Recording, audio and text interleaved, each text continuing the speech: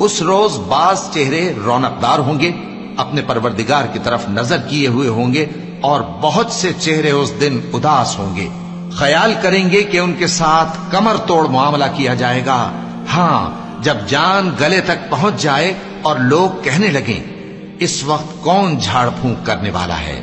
اور اس جاں بلب نے سمجھا کہ اب جدائی کا وقت ہے اور پنڈلی سے پنڈلی لپٹ جائے، اس دن تجھ کو اپنے پروردگار کی طرف کھینچے چلے چلنا ہے۔ پھر ایسے مغرور نے نہ تو پیغمبر صلی اللہ علیہ وآلہ وسلم کو سچا جانا اور نہ نماز پڑھی، لیکن جھٹلایا اور منہ پھیر لیا،